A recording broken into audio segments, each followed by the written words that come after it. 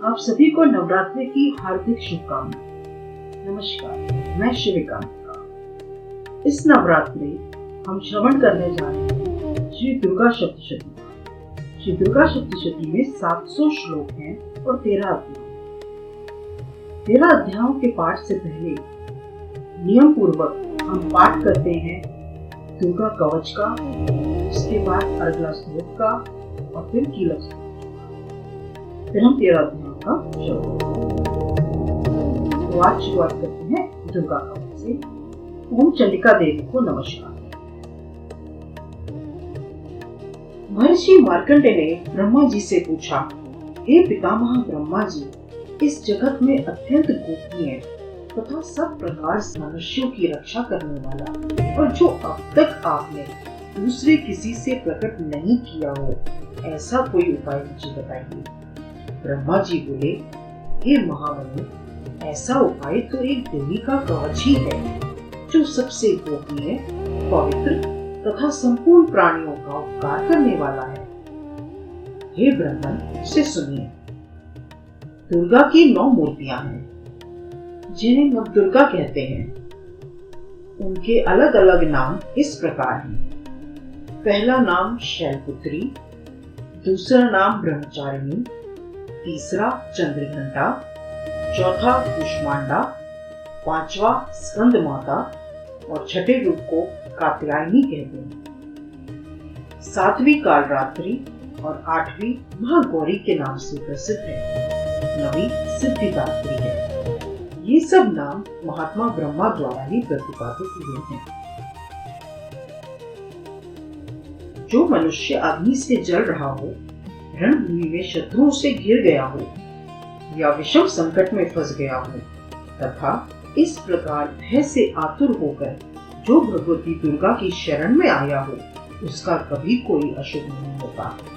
युद्ध के समय संकट पड़ने पर भी उसके ऊपर कोई आपत्ति दिखाई नहीं देती। उसे शोक, दुख और भय नहीं होती। जिन्होंने भक्ति पूर्वक देवी का चिंतन किया है, उनका निश्चय ही उत्थान होता है। हे देवेश्वरी, जो तुम्हारा स्मरण करते हैं, उनकी तुम निस्संदेह रक्षा करती हो। चामुंडा देवी प्रेत पर चढ़ी है। वाराही का वाहन भैंसा है। ऐन्द्री का वाहन हाथी है। वैष्णवी देवी का गरुड़ आसन है। माहेश्वरी वृषभ पर आरूढ़ है।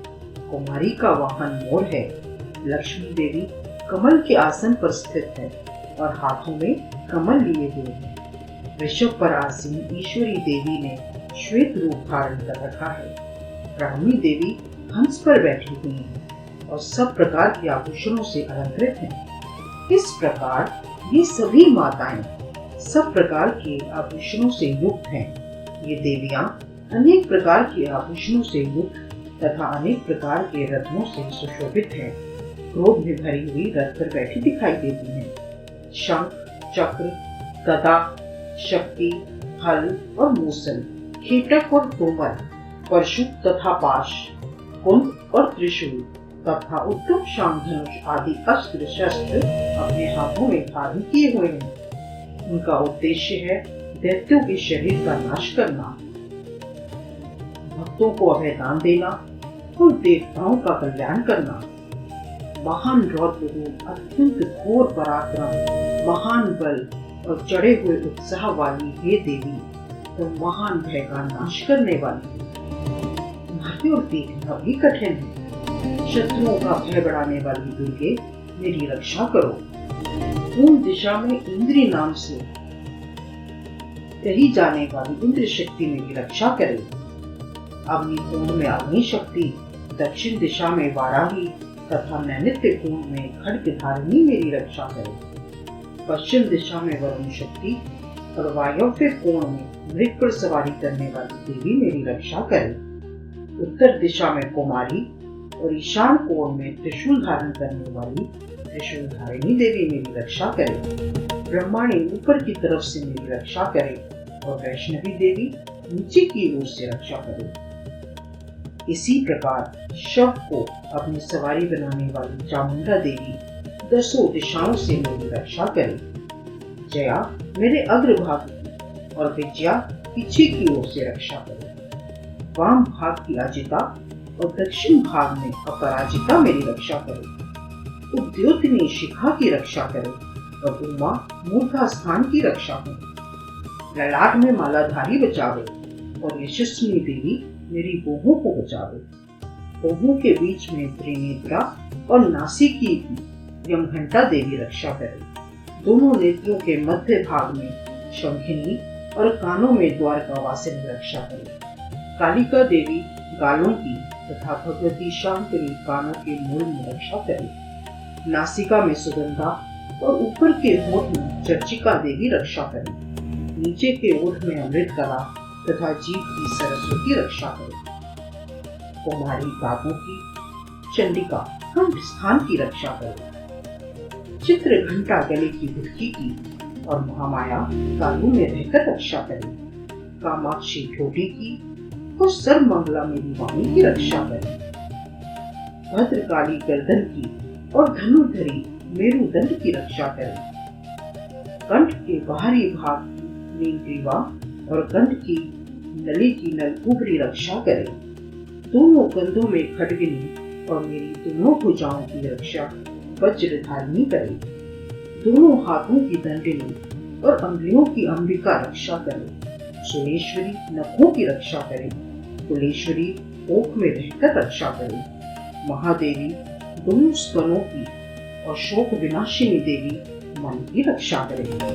ललिता देवी हृदय में और शूलधारिणी पेट में रहकर मेरी रक्षा करे। नाभि की कामिनी और गुह भाग की योगेश्वरी देवी रक्षा करे। पूतना और कामिनी लिंग की और महेश्वरी पिता की रक्षा करे। भगवती कमल की ओर विंध्यवासिनी लिंगों की रक्षा करे। संपूर्ण कामनाओं को देने वाली महाबली देवी जन्माओं की रक्षा करे। नारसिंह दोनों एड़ियों की और तेजस्वी देवी दोनों पांवों के ऊपरी भाग की रक्षा करे। श्री पैरों की अंगुलियों में और स्थलवासिनी पैरों के तलवों की रक्षा करे। दृष्टाकराल देवी नखों की और ऊर्ध्व ईशिनी देवी बालों की रक्षा करे। रोमबलियों के छेदों की कोवेरी और त्वचा की वागेश्वरी देवी रक्षा करे। पार्वती देवी रक्त, मज्जा, वसा, मांस, हड्डी और मेदे की रक्षा करे। आंखों की कालरात्रि और पित्त की मुक्तेश्वरी रक्षा करे। मूलाधार आदि पद्म कोशों में पद्मावती और कफ में चूड़ामती देवी स्थित होकर रक्षा करे। नखों के तेज की ज्वालामुखी रक्षा करे। अभेद्या देवी समस्त शरीर में जहाँ जहाँ जोड़ है उन सब जोड़ों की रक्षा करे। ब्राह्मी मेरे वीर्य की रक्षा करे। छत्रेश्वरी छाया की तथा धर्मधारिणी देवी मेरे अहंकार, मन और बुद्धि की रक्षा करे। वज्रहस्ता देवी मेरे प्राण, अपान, व्यान, उदान और समान ये पांचों वायुओं की रक्षा करे। कल्याण शोभना मेरी प्राण की रक्षा करके मुझे दीर्घायु बनावे। रस, रूप, गंध, शब्द और स्पर्श इन विषयों का अनुभव करते समय योगिनी देवी रक्षा करे। सतोगुण, रजोगुण और तमोगुण की रक्षा सदा नारायणी देवी करे। वाराही आयु की रक्षा करे तथा वैष्णवी धर्म की रक्षा करे। चक्रणी देवी यश, कीर्ति, लक्ष्मी, धन और विद्या की रक्षा करे। इंद्राणी मेरे पुत्र की रक्षा करे। हे चंडिके तुम मेरे पशुओं की रक्षा करो। महालक्ष्मी मेरे पुत्रों की रक्षा करे और भैरवी मेरी पत्नी की रक्षा करे। मेरे रास्ते की सुपथा तथा दुर्गम मार्ग की शेंकरी रक्षा करे। राजा के दरबार में महालक्ष्मी रक्षा करे तथा सब ओर व्याप्त विजया देवी सब प्रकार से मेरी रक्षा करे। हे देवी जो स्थान इस कवच पाठ में नहीं कहा गया है अतः रक्षा से रहित है वह सब तुम्हारे द्वारा सुरक्षित हो, क्योंकि तुम विजयशालिनी और पापनाशिनी हो। यदि अपने आप का भला चाहे तो मनुष्य बिना कवच के कहीं एक पग भी न जाए, कवच का पाठ करके ही यात्रा करे। नित्य कवच के पाठ द्वारा सब ओर से सुरक्षित मनुष्य जहाँ भी जाता है वहाँ उसे धन लाभ होता है तथा सारी कामनाओं की सिद्धि करने वाली विजय की प्राप्ति होती है। वह जिस जिस अभीष्ट वस्तु का चिंतन करता है उसको निश्चय ही प्राप्त करता है। वह पुरुष इस पृथ्वी पर अतुलनीय महान ऐश्वर्य का भागी होता है। इससे सुरक्षित मनुष्य निडर हो जाता है। संग्राम में उसकी पराजय नहीं होगी तथा वह तीनों लोकों में पूजनीय होता है। देवी का यह कवच देवताओं के लिए भी दुर्लभ है। जो प्रतिदिन यत्न पूर्वक प्रातः, दोपहर तथा सायंकाल को श्रद्धा के साथ इसका पाठ करता है उसे दैवी कला प्राप्त होती है तथा वह तीनों लोकों में कहीं भी पराजित नहीं होता। वह अकाल मृत्यु रहित हो 100 से भी अधिक वर्षों तक जीवित रहता है। लुथर, फोड़े आदि उसकी संपूर्ण व्याधियां नष्ट हो जाती हैं। स्थावर, जंगम, कृत्रिम विष ये सभी प्रकार के विष दूर हो जाते हैं। उनका कोई असर उस पर नहीं होता। इस पृथ्वी पर मारण, मोहन आदि जितने आभिचारक प्रयोग होते हैं तथा इस प्रकार के जितने मंत्र, यंत्र होते हैं वे सब इस कवच को हृदय में धारण कर लेने पर मनुष्य को देखते ही नष्ट हो जाते हैं। पृथ्वी पर विचरने वाले आकाशचारी, जल से प्रकट होने वाले, उपदेश मात्र से होने वाले भूत आदि, अपने जन्म के साथ प्रकट होने वाले देवता, कुलदेवता, माला, कंठमाला आदि, डाकिनी, शाकिनी, अंतरिक्ष में विचरने वाली अत्यंत बलवती भयानक चुड़ैलें, ग्रह, भूत, पिशाच, यक्ष, गंधर्व, राक्षस, ब्रह्म राक्षस, बेताल, कूष्मांड और भैरव आदि अनिष्ट करने वाले देवता भी हृदय में कवच धारण किए रहने पर उस मनुष्य को देखते ही भाग जाते हैं। कवचधारी पुरुष को राज्य से सम्मान और उन्नति की प्राप्ति होती है। यह कवच मनुष्य के तेज को बढ़ाने वाला और अति उत्तम है।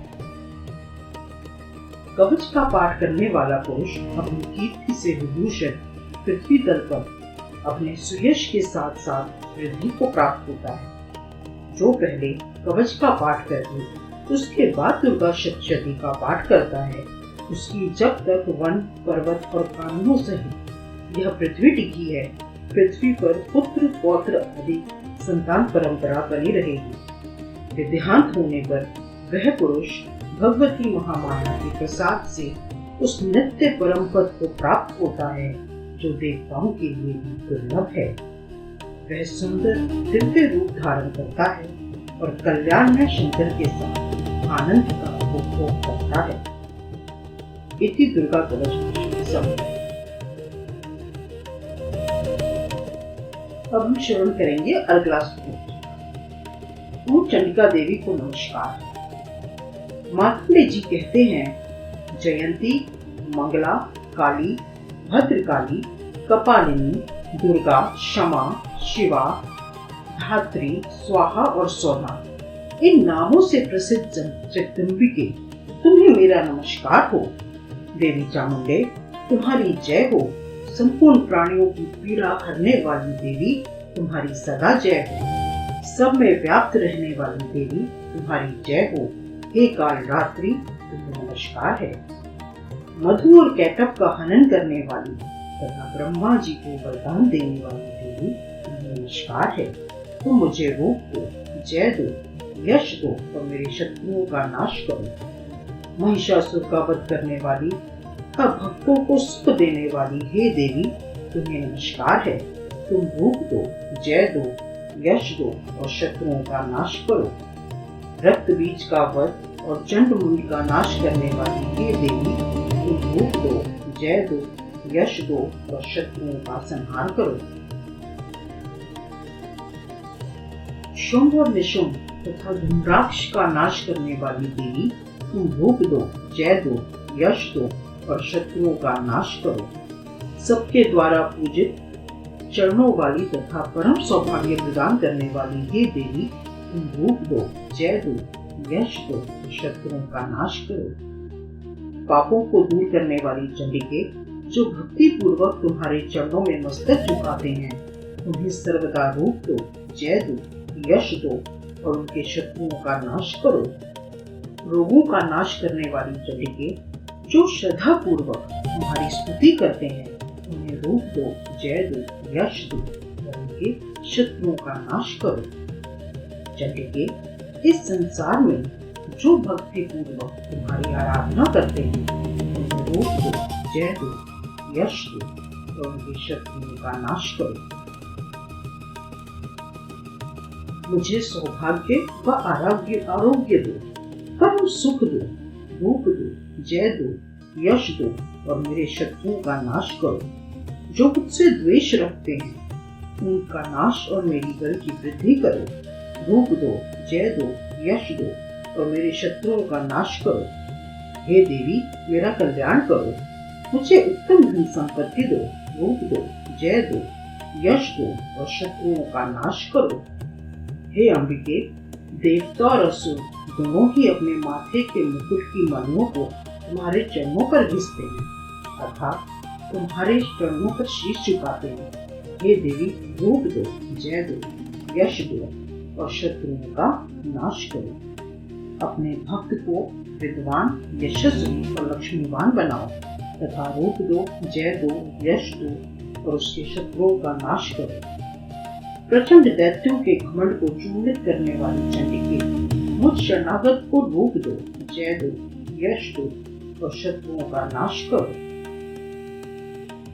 हे चतुरानन, ब्रह्मा जी के द्वारा वंदित 4 भुजाओं वाली परमेश्वरी, रूप दो, जय दो, यश दो और शत्रुओं का नाश करो। हे देवी अंबिके, भगवान कृष्ण द्वारा नित्य निरंतर भक्ति पूर्वक तुम्हारी स्तुति की गई है। तुम रूप दो, जय दो, यश दो और शत्रुओं का नाश करो। हिमाचल कन्या पार्वती के पति महादेव जी द्वारा वंदित परमेश्वरी, तुम रूप दो, जय दो, यश दो और शत्रुओं का नाश करो। इंद्र के द्वारा सद्भाव से पूजित परमेश्वरी, तुम रूप दो, जय दो, यश दो और शत्रुओं का नाश करो। प्रचंड भुजदंडों वाले दैत्यों का घमंड दूर करने वाली देवी, रूप दो, जय दो, यश दो और शत्रुओं का नाश करो। देवी अंबिके, तुम निरंतर भक्ति करने वाले भक्त जनों को आनंद प्रदान करती हो। मुझे रूप दो, जय दो, यश दो और मेरे शत्रुओं का नाश करो। मन की इच्छा के अनुसार चलने वाली, दुर्गम संसार से तारने वाली तथा उत्तम कुल में उत्पन्न हुई मनोरमा पत्नी प्रदान करो। जो मनुष्य स्तोत्र का पाठ करके सप्तशती का पाठ करता है वह सप्तशती की जप संख्या से मिलने वाले श्रेष्ठ फल को प्राप्त कर लेता है। अगला स्तोत्र है। आइए अब पाठ करते हैं कीलक स्तोत्र। ओम चंडिका देवी को नमस्कार है। मार्कंडेय जी बोले, शुद्ध ज्ञान ही जिनका शरीर है तथा तीनों वेद ही 3 दिव्य चक्षु हैं जो सुख प्राप्ति के हेतु हैं तथा अपने मस्तक पर अर्ध चंद्र का मुकुट धारण करते हैं, उन भगवान शिव को नमस्कार है। मंत्रों का जो अभिकीलक है अर्थात मंत्रों की सिद्धि में विघ्न बाधा उपस्थित करने वाला शाप रूपी कीलक का जो निवारण करने वाला है, उस स्तोत्र को संपूर्ण रूप से जानना व समझना चाहिए। यद्यपि इसके अतिरिक्त अन्य मंत्रों के जप में भी जो सतत लगा रहता है वह भी कल्याण का भागी होता है। उसके भी उच्चाटन आदि कर्म सिद्ध होते हैं तथा समस्त दुर्लभ पदार्थों व वस्तुओं की प्राप्ति हो जाती है। तथापि जो केवल इस स्रोत से ही देवी की स्तुति करते हैं उनकी स्तुति मात्र से देवी सिद्ध हो जाती है। उन्हें अपनी कार्य सिद्धि के लिए मंत्र, औषधि तथा अन्य किसी साधन के प्रयोजन की आवश्यकता नहीं है। बिना जप के ही उनके उच्चाटन आदि समस्त आभिचारिक कर्म सिद्ध हो जाते हैं। शिव जी ने लोगों को सर्व सिद्धियां बिना परिश्रम किए प्राप्त हो जाने की शंका से इस सब शुभ को हील किया। लोगों की इस शंका को सामने करके भगवान और चंडिका के इस स्तोत्र को गुप्त कर दिया। इसके पाठ से अक्षय पुण्य की प्राप्ति होती है। अन्य मंत्रों का जाप करने वाला पुरुष भी यदि स्तोत्र के जप का अनुष्ठान कर ले तो वह पूर्ण रूप से कल्याण का भागी होता है। इसमें नाम मात्र भी संदेह है। जो साधन कृष्ण पक्ष की चतुर्दशी अथवा अष्टमी को एकाग्र मन से भगवती की सेवा में अपना सर्वस्व समर्पित कर देता है और फिर उसे प्रसाद रूप से ग्रहण करता है, उसी पर भगवती प्रसन्न होती है, अन्यथा नहीं। इसी प्रकार सिद्धि के प्रतिबंधक रूप कीलक के द्वारा महादेव जी ने इस स्त्रोत को कीलित कर रखा है, जो पूर्व कथित रीति से निष्कीलन करके इस सप्तशती स्त्रोत का प्रतिदिन स्पष्ट उच्चारण पूर्वक पाठ करता है, वह मनुष्य सिद्ध हो जाता है, वही देवी का पार्षद होता है और वही गंधर्व भी होता है। सर्वत्र विचरते रहने पर भी इस संसार में उसे कहीं भी भय नहीं होता। वह अपमृत्यु के वश में नहीं पड़ता तथा शरीर त्यागने के लिए मोक्ष पद प्राप्त कर लेता है। अतः कीलन को जानकर उसका परिहार करके ही सप्तशती का पाठ आरंभ करें। जो ऐसा नहीं करता उसका नाश हो जाता है।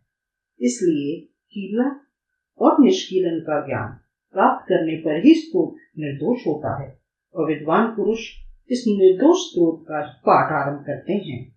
स्त्रियों में जो कुछ भी सौभाग्य आदि दृष्टिगोचर होता है वह देवी के प्रसाद का ही फल है। अतः इस कल्याणमय स्तोत्र का सदा जप करना चाहिए।